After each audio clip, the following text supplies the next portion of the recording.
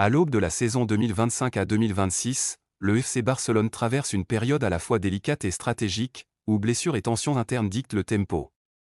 Raphinha, après une saison éclatante ponctuée de 34 buts et 26 passes décisives, a récemment levé le voile sur un malaise profond, dénonçant critiques et incompréhension malgré sa prolongation jusqu'en 2028, tout en saluant l'influence stabilisatrice de Hansi Flick. Pendant ce temps, le retour à l'entraînement de Lamine Yamal après sa blessure aux adducteurs contre le PSG offre un soulagement crucial, tandis que l'indisponibilité de Robert Lewandowski pour plusieurs semaines complique sérieusement les plans offensifs du coach catalan. À cela s'ajoutent les absences de Torres, victime d'une surcharge musculaire, et d'Olmo, touché au mollet, privant le Barça de créativité et de mobilité dans ses lignes avant. Entre gestion minutieuse des rotations, préparation physique et enjeux psychologiques, Flick doit désormais orchestrer l'équilibre d'un effectif fortement sollicité, avec Yamal comme atout clé pour relancer l'équipe et préparer le choc décisif du Clasico contre le Real Madrid. À l'aube de la saison 2025 à 2026, le FC Barcelone se retrouve au cœur d'un tumulte silencieux mais profond, illustré par la sortie médiatique fracassante de Raphinha. Longtemps perçu comme un élément indispensable et apprécié de l'effectif, l'ailier brésilien, prolongé jusqu'en 2028, a choisi de lever le voile sur un malaise qui couvait derrière les apparences. Ces révélations, diffusées par ESPN Brésil, ne sont pas de simples critiques, elles témoignent d'une tension réelle entre les ambitions sportives, les attentes des dirigeants et la perception qu'a le joueur de son propre rôle au sein d'un club qui reste une machine à succès. Raphinha, qui a inscrit 34 buts et délivré 26 passes décisives en 57 matchs lors de la saison précédente, incarnait à lui seul une partie de la réussite du Barça. Il avait été un acteur majeur du doublé historique Liga aux Coupes du Roi, et son influence avait permis aux Catalans d'atteindre les demi-finales de la Ligue des Champions. Pourtant, derrière ce bilan statistique impressionnant se cachait une réalité plus fragile. Le Brésilien confie avoir sérieusement envisagé de quitter le club avant même la signature de sa prolongation. L'offre venue d'Al Hilal, séduisante sur le plan financier et sécurisant pour sa famille, a placé Raphinha face à un dilemme majeur, poursuivre sa carrière dans un club de prestige ou privilégier le bien-être de ses proches. Il est frappant de constater que, malgré son rôle clé sur le terrain, Raphinha a ressenti le poids des critiques et du manque de reconnaissance. Sa déclaration met en lumière une dualité, d'un côté, un joueur performant et engagé, capable de transformer le jeu par son intelligence, son engagement et sa capacité à créer des opportunités, de l'autre, un joueur parfois incompris, dont les attentes irréalistes de certains dirigeants semblent ignorer les caractéristiques propres de son profil. Je ne suis pas un avant-centre. Je suis un joueur qui aide beaucoup par son engagement, son dévouement, mon travail, explique-t-il. Cette précision est essentielle, car elle révèle combien la perception d'un joueur peut différer de sa valeur réelle sur le terrain. Raphinha se positionne comme un moteur collectif, un facilitateur, dont l'impact ne se mesure pas uniquement à travers les chiffres. L'intervention d'Hansi Flick apparaît ici comme un tournant.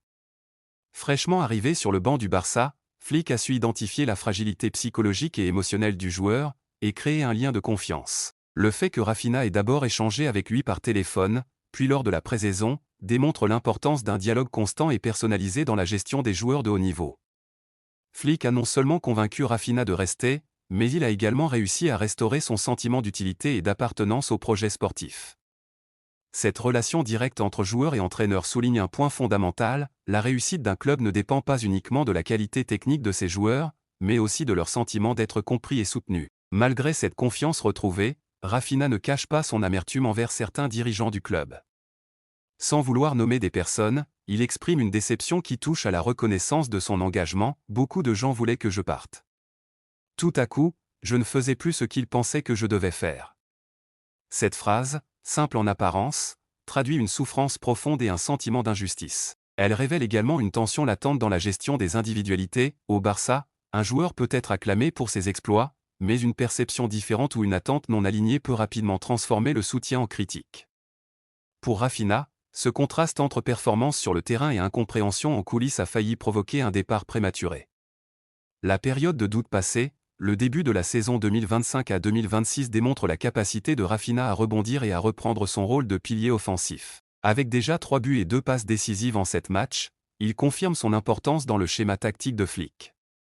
Mais plus que les statistiques, c'est son attitude et son engagement qui témoignent de sa détermination à prouver sa valeur et à défendre sa place dans le club.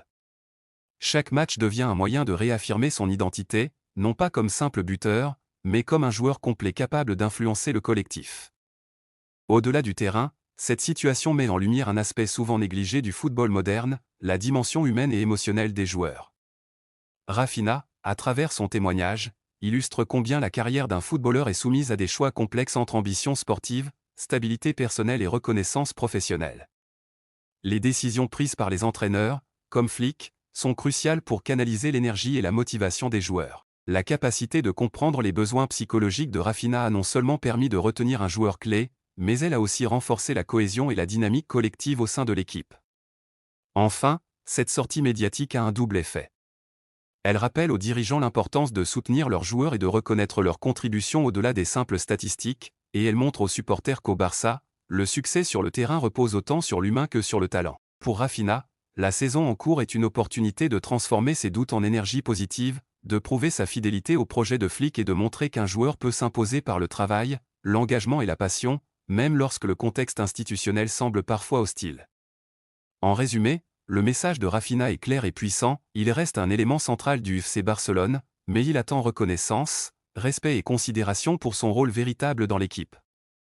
Flick, en tant qu'entraîneur, incarne la figure stabilisatrice qui permet aux joueurs de s'épanouir. Cette combinaison de talent, d'engagement et de soutien managérial pourrait bien être la clé pour que Raphinha continue à briller au Barça, malgré les tensions internes et les critiques passagères.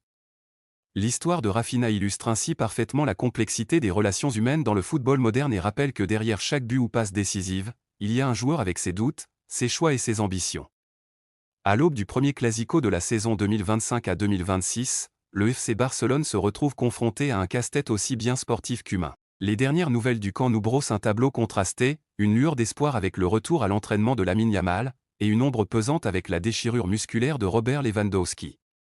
Ces événements mettent ainsi Flick dans une position délicate, où la gestion des effectifs, la récupération des joueurs et les rotations tactiques deviennent cruciales.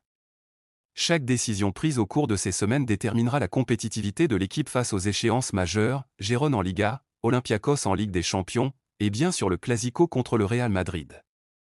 Le retour de Lamine Yamal à l'entraînement représente une bouffée d'oxygène dans un contexte où le Barça semblait vaciller.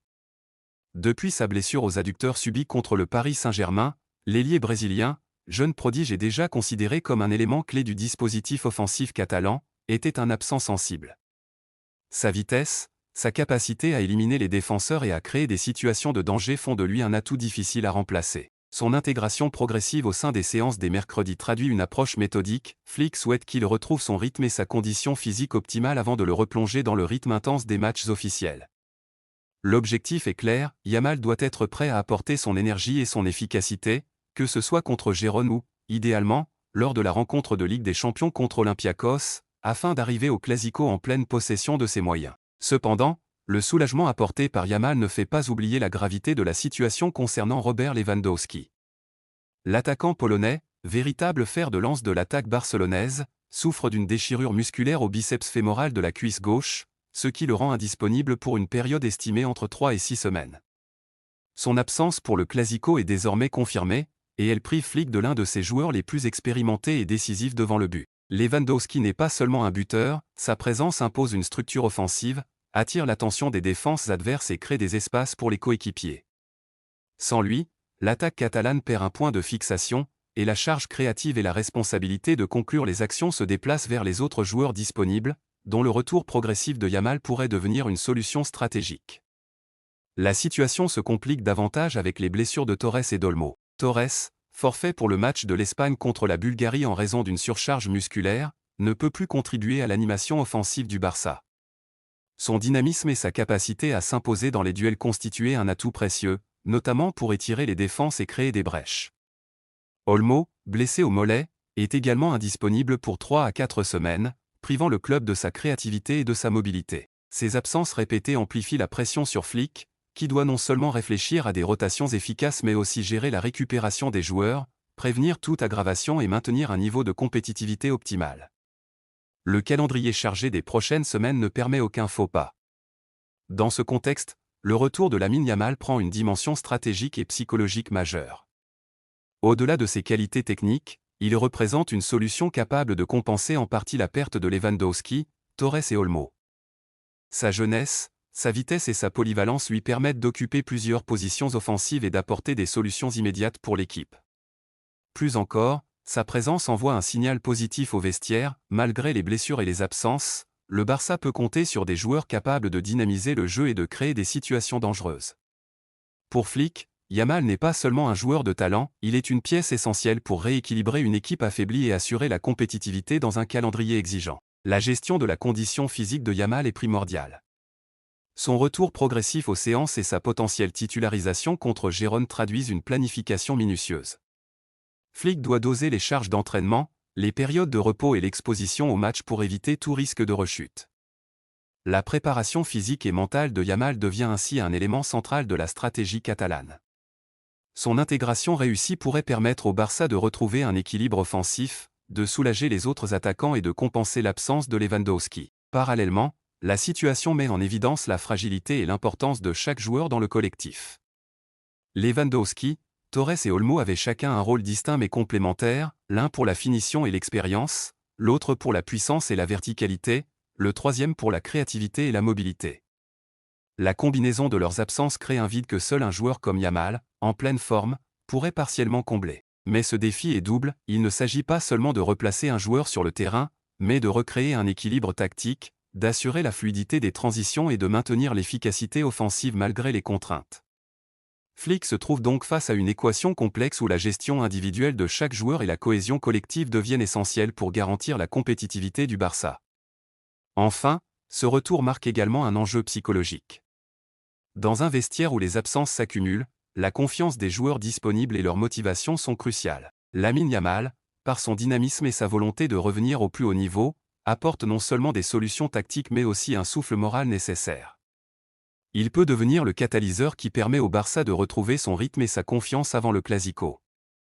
La réussite de son intégration conditionnera en grande partie la capacité de Flick à exploiter pleinement l'effectif et à maintenir l'équipe compétitive face aux défis à venir.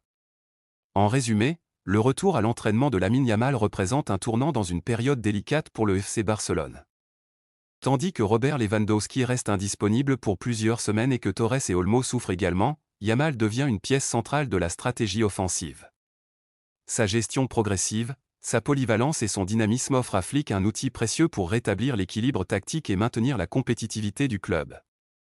Ce retour symbolise plus qu'une simple récupération physique, il incarne l'espoir de surmonter les blessures, de gérer les rotations et de préparer le Clasico avec confiance et ambition. Lamine Yamal pourrait ainsi représenter la fin d'un problème et le début d'un nouvel élan pour Barcelone dans cette période tourmentée, en offrant une solution concrète aux défis imposés par un calendrier exigeant et par les blessures qui ont affecté des joueurs clés. En somme, le FC Barcelone se tient à un carrefour crucial de sa saison 2025 à 2026. Rafinha, après avoir exprimé ses frustrations et retrouvé la confiance grâce à Hansi Flick, continue de jouer un rôle central dans l'animation offensive. Le retour progressif de Lamine Yamal redonne de l'optimisme et une flexibilité tactique essentielle face aux absences prolongées de Robert Lewandowski, Torres et Olmo. La capacité de Flick à gérer ses rotations, à préserver la condition physique de ses joueurs et à maintenir la cohésion collective sera déterminante pour franchir les prochaines échéances, notamment le Clasico contre le Real Madrid. Dans ce contexte, chaque décision, chaque entraînement et chaque minute sur le terrain prend une importance capitale, et les Blaugrana peuvent espérer transformer ces défis en une force capable de revitaliser l'équipe et de préparer un futur prometteur.